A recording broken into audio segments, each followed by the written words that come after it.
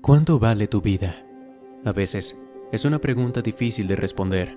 La respuesta correcta sería que cada vida humana es invaluable. Sin embargo, existen personas que prefieren medir su valor por lo que los demás opinen o ven en ellos, como veremos en esta historia. Antes de continuar, te agradecería mucho que te suscribieras a mi canal y le dieras a la campanita para así recibir todos mis videos. Ignacio Paredes era un hombre de carácter, recto, meticuloso y parco de palabras. Sin embargo, en aquel momento se encontraba tenso y sus ojos húmedos por la desesperación. Mientras caminaba por el largo pasillo, su mente se dirigía a sus hijos, los pequeños Alfonso y Juan de 8 y 10 años. Recordó el momento de sus nacimientos, la emoción que sintió cuando los tuvo por primera vez entre sus brazos. Creyó que Dios lo había bendecido al darle 2 varones sanos que perpetuarían su apellido y serían motivo de su orgullo. Pero ahora todo terminaría. No sería capaz de ver a sus hijos crecer y lograr sus metas y todo debido a su soberbia. Todos creían que había cometido un terrible crimen y no importaba cuánto o de qué forma probara su inocencia. El jurado estaba absolutamente seguro de que él era el culpable. El juicio fue una verdadera tortura. Él sabía cómo debía comportarse en la corte, pero no pudo evitar ofuscarse cuando el abogado acusador lo instigaba con preguntas formuladas con una única respuesta posible, una que delatara su presunta culpabilidad. «Yo no soy culpable, señor abogado», dijo Ignacio, haciendo un énfasis innecesario en las palabras, con los dientes cerrados y una mirada feroz. «Yo soy simplemente una víctima más de esta historia. Victoria arregló todo para hacerme quedar como el culpable de su muerte, pero tienen que creerme cuando les digo que no es verdad. Yo la amaba. Ella era la madre de mis hijos. Yo jamás haría tal cosa. Antes, preferiría suicidarme». «Interesante observación, señor Paredes», dijo el abogado denunciante con un tono de suficiencia. «Y dígame, ¿por qué no lo hizo? ¿Cree que su esposa no le dio suficientes señales de sufrimiento? ¿O acaso nos está diciendo que todo lo expuesto en esas cartas de desahogo son mentiras?» Ignacio quería levantarse y darle una paliza a aquel hombre insufrible, contratado por sus suegros para arrestarlo. Trató de calmarse, pero el abogado continuó presionando con más preguntas retóricas y malas teorías de lo que había pasado. «¿Sabe, señor Paredes? Quizás usted crea que por ser policía tiene algún tipo de inmunidad frente a la ley. ¿Piensa que su esposa era una pobre mujer que moriría en silencio? ¿Que las pruebas del maltrato que vivió con usted jamás saldrían a la luz? Está usted en un grave error. Victoria Linares era una mujer noble y una madre abnegada, que tuvo la mala fortuna de tenerlo a usted como esposo». Aquello fue más de lo que Ignacio pudo soportar. Estalló con un grito desaflorado que se escuchó incluso fuera de la sala. «Victoria era mi esposa. Era la mujer que más amaba en el mundo, y yo jamás la maltraté». El silencio se hizo de inmediato en aquel recinto. Se podía escuchar el zumbido de una mosca, pero Ignacio continuó con la voz rasgada por la pena. «Yo la amaba. Su único error fue pensar que yo había dejado de hacerlo. Pensar que todo lo que habíamos construido no me importaba». A pesar de todas las pruebas y los alegatos que él y su abogado habían presentado en el juicio, el jurado, llevado por las implicaciones del caso y las miles de historias de hombres que mataban a sus esposas, decidió declararlo culpable y condenarlo a la inyección letal. Como dictaba el procedimiento, a Ignacio se le permitió una última comida que fuera de su agrado. Los agentes lo guiaron hasta la solitaria sala en donde lo esperaba el menú que había solicitado: una hamburguesa, papas fritas, pay de manzana y acompañado de té frío y café. La comida lucía excelente, pero Ignacio no tenía un gran apetito. De hecho, mientras comía, su garganta se cerró por un momento debido a la congoja que lo embargaba. Aquella comida había sido la que compartió con Victoria en su primera cita, y también la que pedían para celebrar momentos importantes como sus graduaciones y los cumpleaños de sus hijos. Ignacio conoció a Victoria cuando ella estaba en el 3er semestre de administración, y él llevaba un año trabajando como policía. Fue uno de esos encuentros casuales en una fiesta que desembocan en un final feliz, al menos al principio. Victoria era una mujer dulce, siempre preocupada por los demás y con mucha atención al detalle, de mente veloz y meticulosa. Era una de las mejores de su clase cuando conoció a Ignacio, un serio agente policial de pocas palabras. En aquella fiesta, el interés fue mutuo y veloz. El callado agente hizo uso de todas sus estrategias conversacionales para entablar una charla con la encantadora muchacha que le servía tragos a sus amigos. Victoria pensaba que aquel guapo y bien formado policía era el hombre más guapo y encantador del mundo. Aunque las demás personas se sintieran intimidados con su presencia, para ella era más bien un lugar seguro al cual llegar.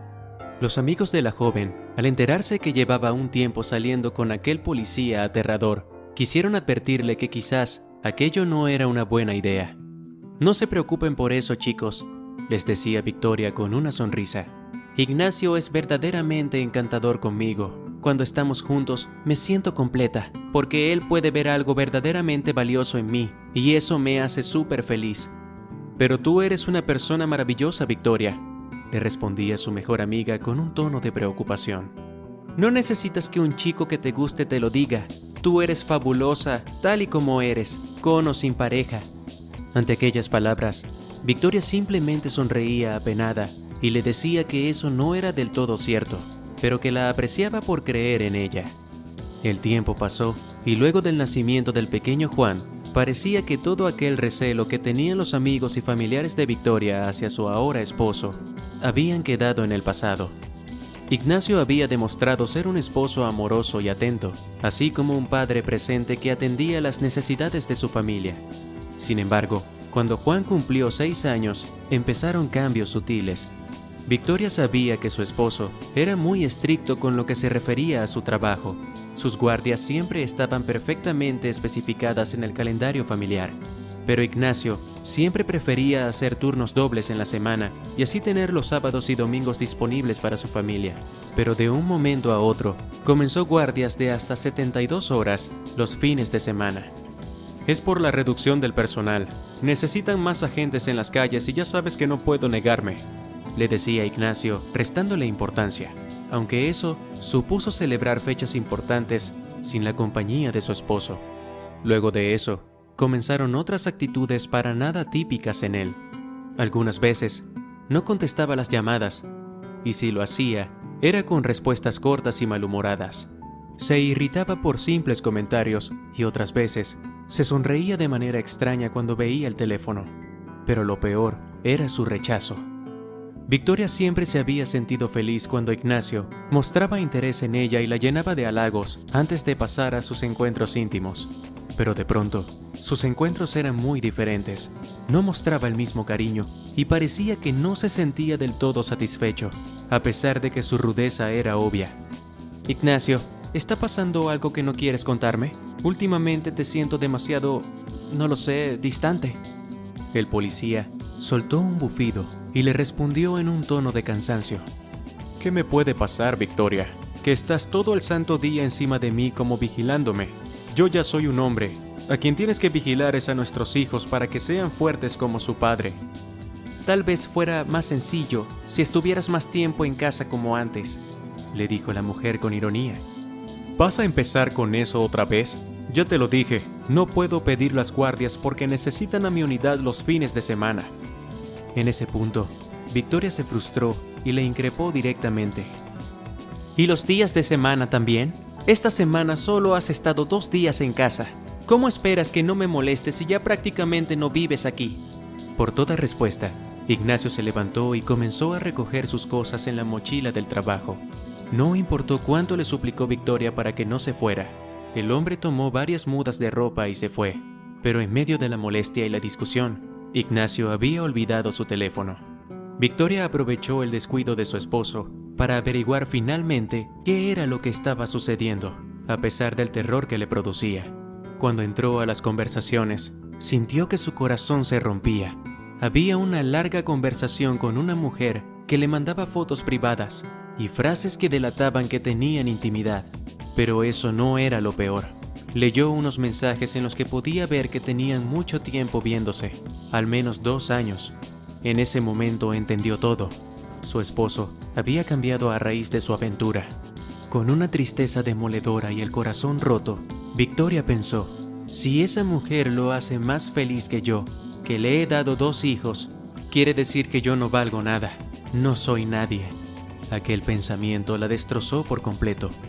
Estando fuera de sus cabales y aprovechando que los niños estaban en casa de sus primos, Victoria, llevada por su dolor, cometió la venganza más terrible y vacía. Escribió largas páginas donde detalló el terrible sentimiento de soledad al que su esposo la expuso al tener un amante y cambiar su actitud hacia ella y sus hijos. En alguna de esas cartas, inventó maltratos físicos que nunca llegaron a ocurrir, pero que por la misma rabia e impotencia se vio inspirada a escribir.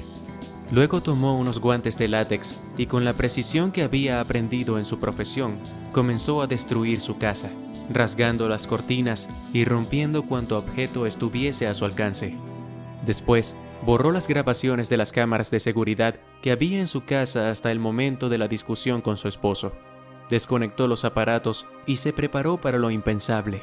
Fue hasta su habitación, tomó el arma de repuesto de su esposo y terminó con su vida. Para cuando Ignacio regresó a su casa, se encontró con el terrible espectáculo. El hombre se había dado cuenta de que no tenía su teléfono apenas 30 minutos después de haber salido de su casa. Supuso que Victoria ya había visto las conversaciones con su amante y estaría llorando desconsoladamente. Se fue a un café y esperó 1 hora antes de volver e intentar enmendar las cosas. La verdad era que él estaba feliz con su vida familiar, pero en cuanto a la intimidad, había llegado a un punto en el que se sentía estancado y aburrido. Durante aquella hora, reflexionó si realmente se sentía lo bastante aburrido de su esposa para abandonarla y empezar una nueva vida con su amante. Llegó a la conclusión de que no era así. Por muy mal que se hubiesen puesto las cosas, Ignacio seguía amando a Victoria. Era solo que aquella aventura lo hacía sentir joven, deseado y varonil. Por más que su amante insistiera en que su felicidad estaba junto a ella, Ignacio sabía que su esposa era 1000 veces más hermosa y especial. Se trataba solamente de que lo había olvidado. Apuró el último trago de su segundo café y se dispuso a enfrentar la ira de su esposa. Pero al ver la terrible locura que ella había cometido, creyó morir de desesperación. Llamó al 911 y pidió ayuda, pero sabía que ya no había nada que hacer. Victoria estaba muerta. Al ser policía, Ignacio sabía lo que seguía a continuación. Le harían entrevistas y estudiarían la escena antes de dar la conclusión de suicidio.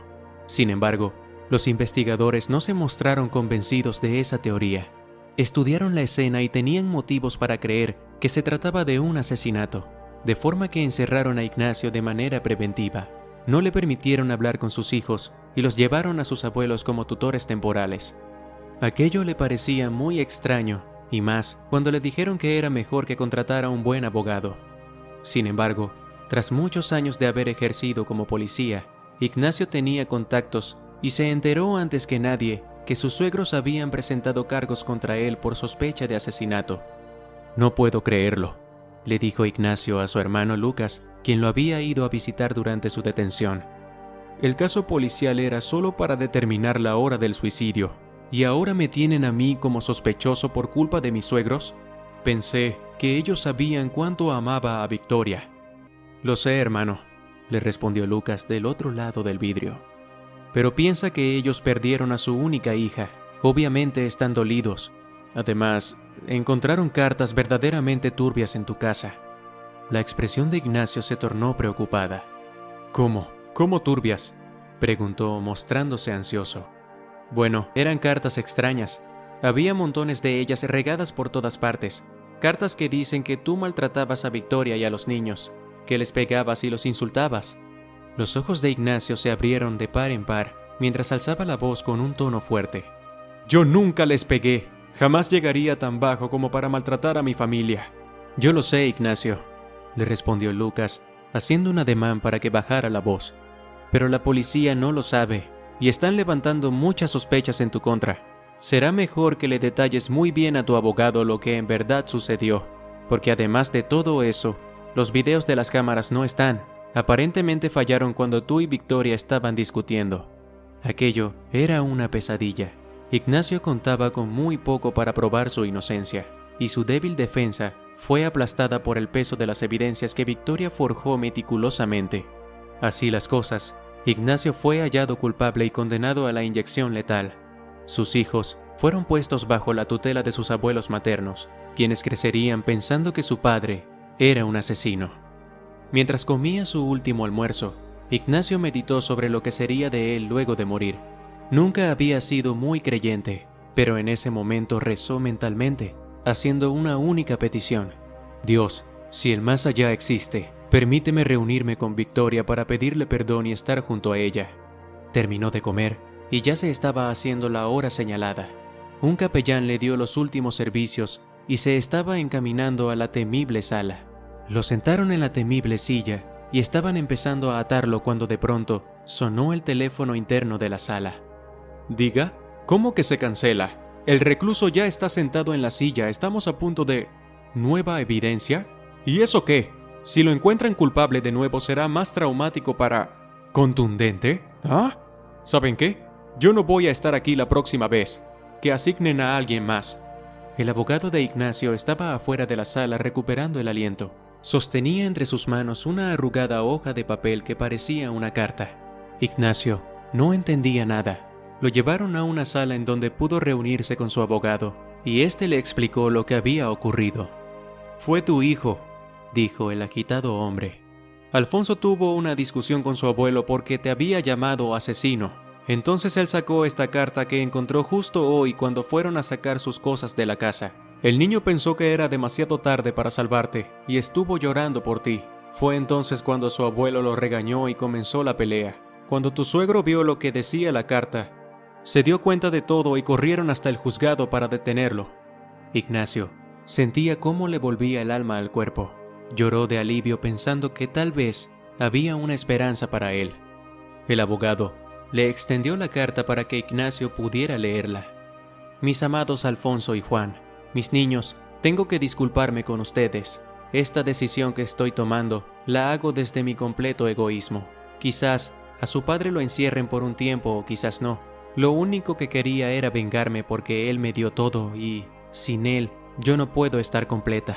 Yo los amo y siempre, siempre voy a estar con ustedes, cuidándolos.